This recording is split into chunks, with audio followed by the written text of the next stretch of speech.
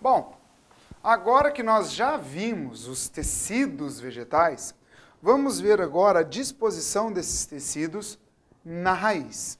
Em primeiro lugar, eu vou colocar aqui uma raiz em crescimento primário, beleza? Vamos pegar aqui uma raiz em crescimento primário. Nesse caso, aqui, raiz em crescimento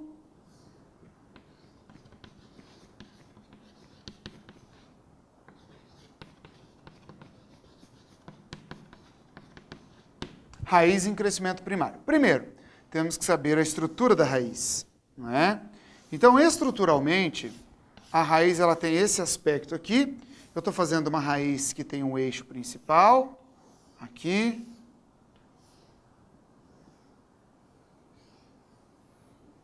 Aqui assim.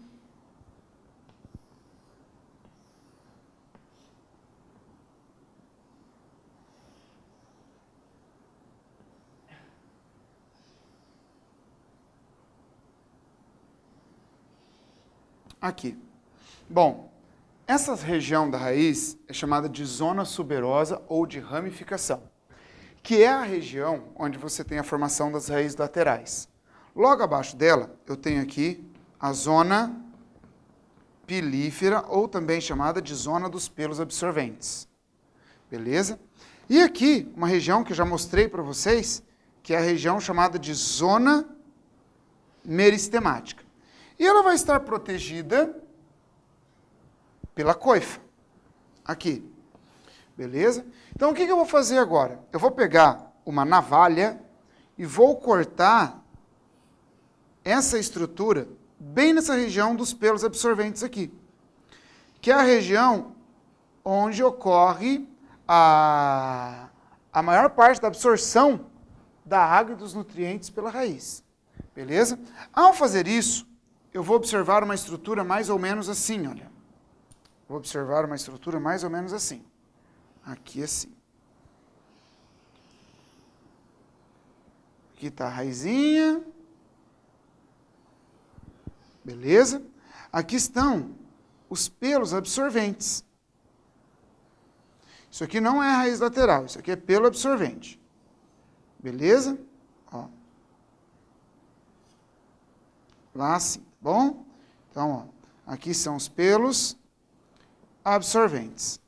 Isso aqui nos mostra que isso aqui é uma região jovem da raiz.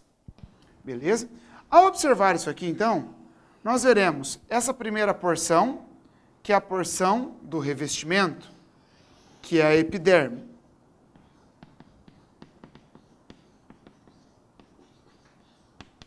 Epiderme. Em azul aqui, nós temos a região do córtex. Aqui. Região do córtex. Beleza? A primeira camada do cilindro central, nós chamamos, a primeira camada do cilindro central, nós chamamos de periciclo. Então, isso aqui. Ó. Aqui é o periciclo. Joia? Agora, o que é interessante para nós na anatomia da raiz é a disposição do xilema e do floema. O xilema e o floema aqui, eles estão alternando as suas posições. Esse que eu estou fazendo em rosa aqui é o xilema.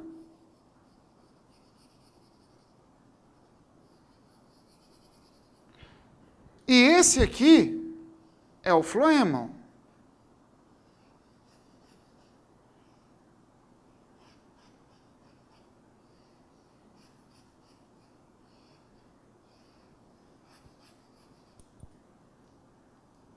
Então, nós temos aqui o floema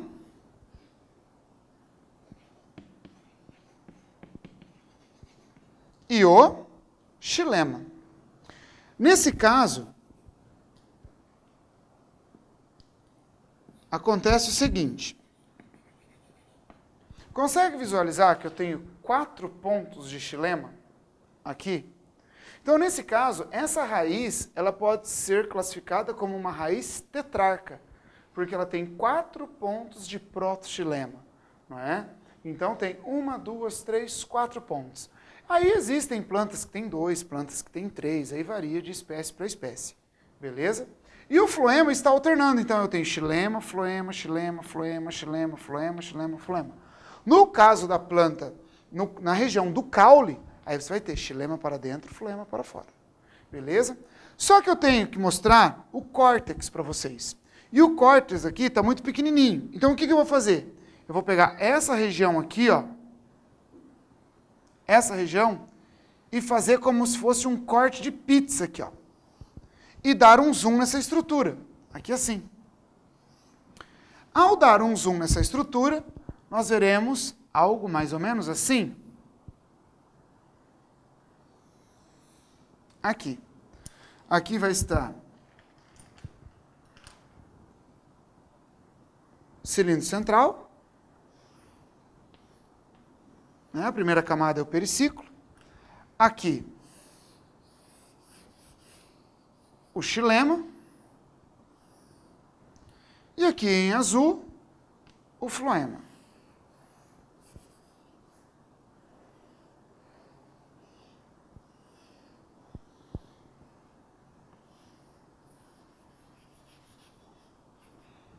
Mas o que me interessa? O que me interessa é o córtex. Então aqui eu tenho a epiderme. Às vezes, pessoal, a epiderme na raiz pode ser chamada de rizoderme. Isso daqui é um pelo absorvente, não é uma raiz lateral, é um pelo absorvente. Beleza?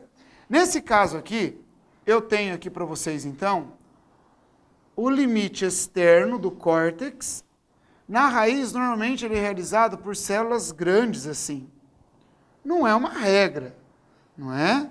Mas é muito comum você encontrar células grandes como limite externo do córtex. Esse limite externo do córtex aqui chama-se exoderme. Chama-se exoderme. Perfeito? Ao passo que o limite interno do córtex chama-se endoderme. E é essa que me interessa.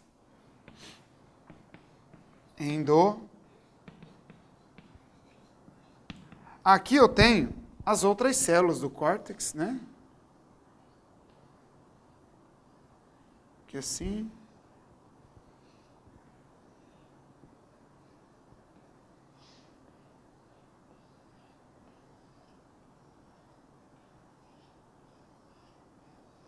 Isso aqui são outras células do córtex.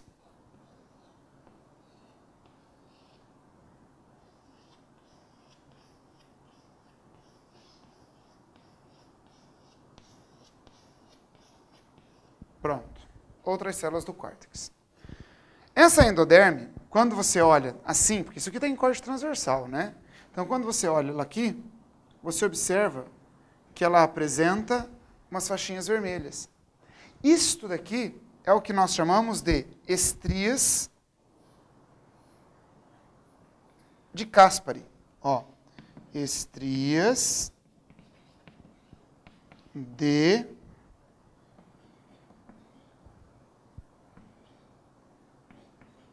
Caspari, ou também chamadas de estrias casparianas. Nesse caso, se eu pegar essa célula daqui e jogar para cá em uma célula inteira, fazendo como se fosse uma célula em 3D aqui assim,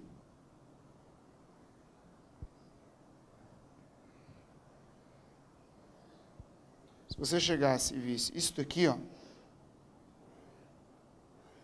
Então, nós teríamos aqui o seguinte. Quando você olha, essa estria de Caspari, na verdade, ela tem esse aspecto aqui. Ela forma como se fosse uma cinta. Aqui assim, ó.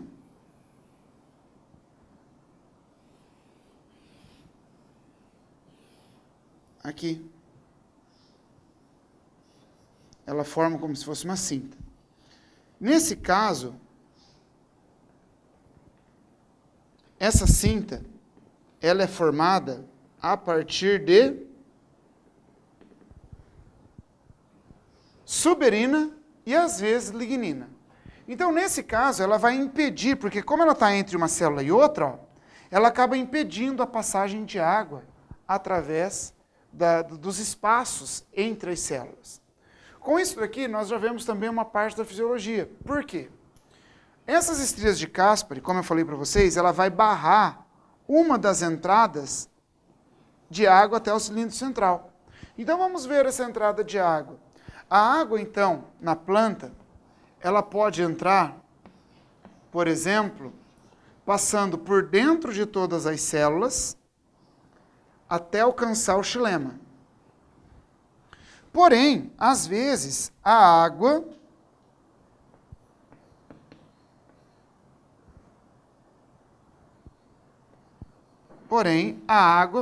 às vezes ela entra, mas vai passando entre as células.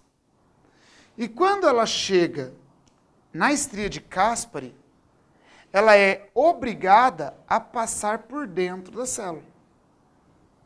De qualquer forma, ela vai entrar no cilindro central. Mas chegou na endoderme, a água é obrigada a passar por dentro da célula. O nome dessas vias são os seguintes.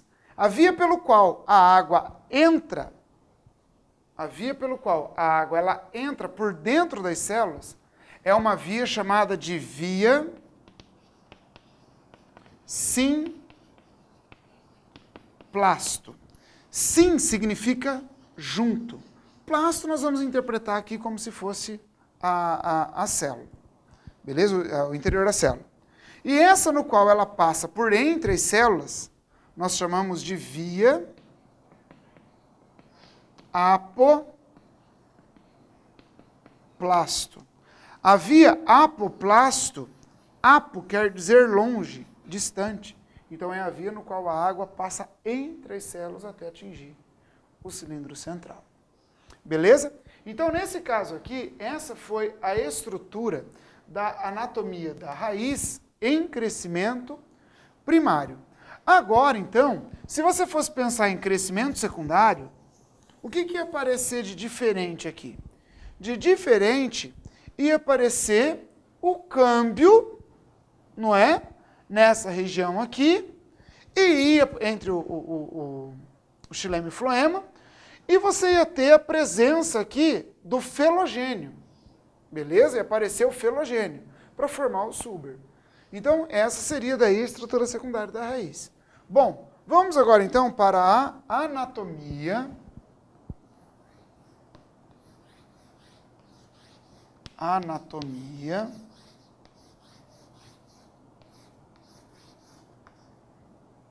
do caule.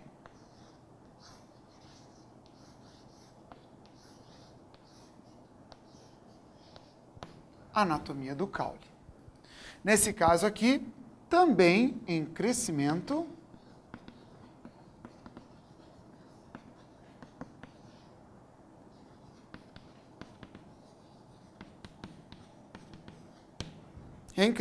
primário.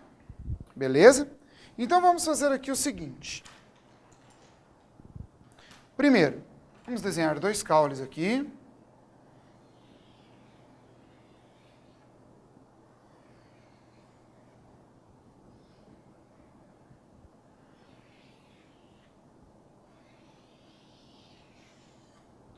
Aqui assim. Esse caule que eu estou desenhando, primeiro, esse vai ser um caule típico de plantas do grupo das monocotiledôneas. Do grupo das monocotiledôneas. Esse outro vai ser um caule típico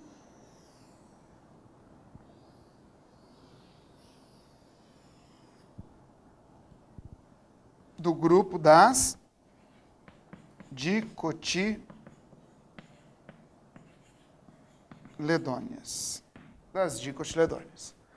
Primeira coisa, os dois são revestidos pela epiderme. Lembra? Crescimento primário, revestimento pela epiderme. Então, aqui o revestimento pela epiderme. Aqui.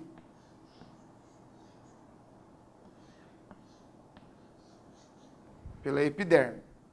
Beleza? Mas uma das grandes diferenças entre esses tecidos, entre esses caules, é a disposição dos vasos condutores. Essa é a grande diferença. No caule das monocotiledôneas, os feixes vasculares, eles estão dispostos de uma forma desordenada. Eles estão, digamos aí, meio bagunçados.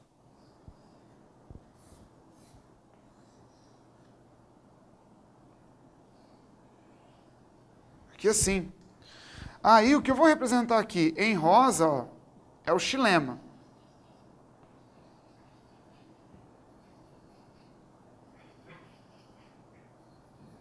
Aqui é o xilema.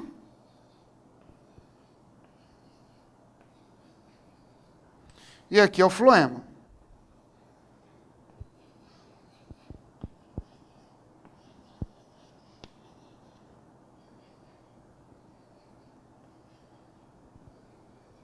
Beleza? Só que eles estão dispersos nesse tecido de natureza parenquimático. Então, esse caule aqui, das monocotiledôneas, ele pode ser enquadrado em um caule do tipo atactostelo. Ou atactostélico, também dá. Beleza? Diferente do que acontece com o caule das dicotiledôneas, no qual ele apresenta aqui um cilindro central, aqui é o periciclo, que eu estou fazendo em laranjado. O periciclo, ele me mostra a primeira camada, não é? Do cilindro central. No caso aqui, os feixes vasculares, eles estão organizados ao redor de uma pequena medula parenquimática.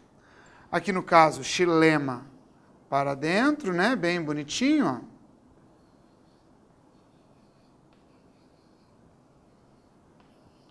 E floema para fora. Esse caule, como ele apresenta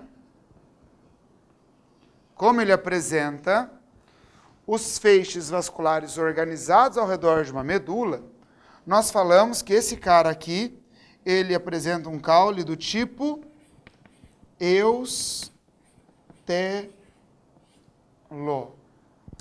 Essa região aqui, que é o córtex, olha só, essa região que é o córtex, aqui é o córtex. Esse córtex, ele pode ser, pessoal, ele pode ser de natureza parenquimática, ele pode ter colênquima e ele pode ter esclerênquima. No córtex das raízes, é muito difícil você encontrar tecido de sustentação, beleza? Agora, na anatomia do caule, eu vou ter que mostrar algumas coisas aqui para vocês relacionadas ao crescimento secundário. Então, vamos aqui, ó. Crescimento secundário. Crescimento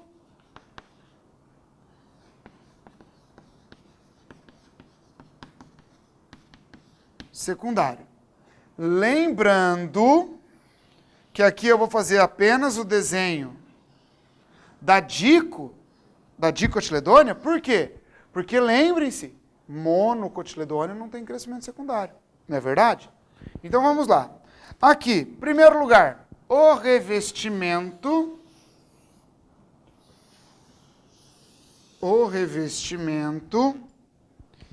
ele é feito pela periderme.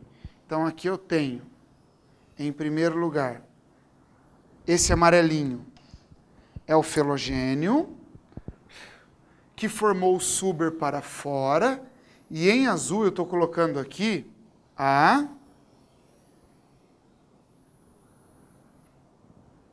feloderme. Então, esse revestimento aqui, quem é? É a periderme. Beleza?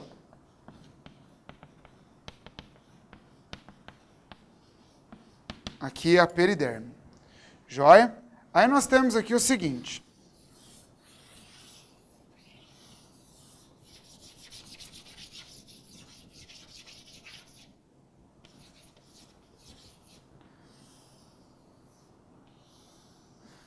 Aqui nós vamos ter o xilema. Olha, aqui é o câmbio.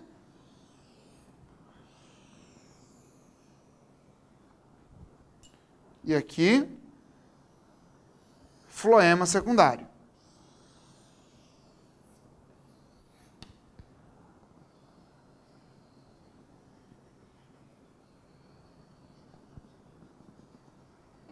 Olha, aqui então nós temos floema secundário, floema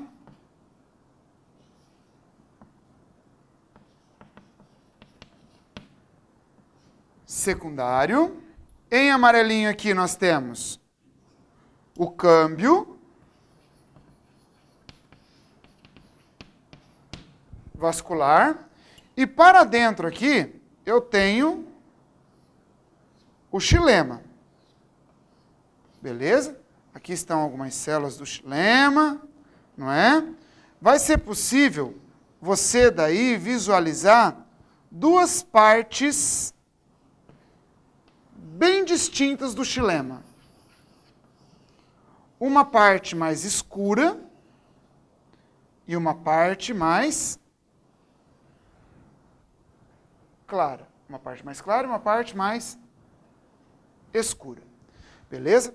No xilema, essa parte mais clara aqui, então, ó, essa partezinha mais clara aqui é o alburno.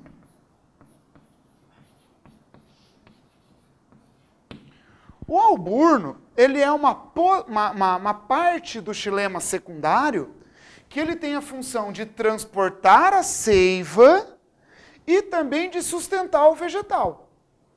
Ele faz os dois. Porém, essa porção mais interna,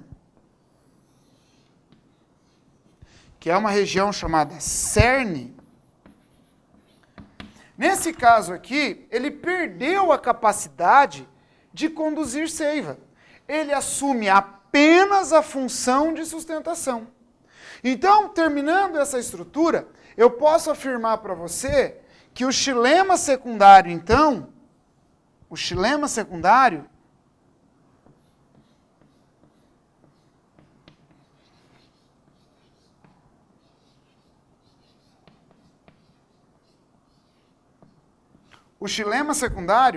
ele é formado por duas partes.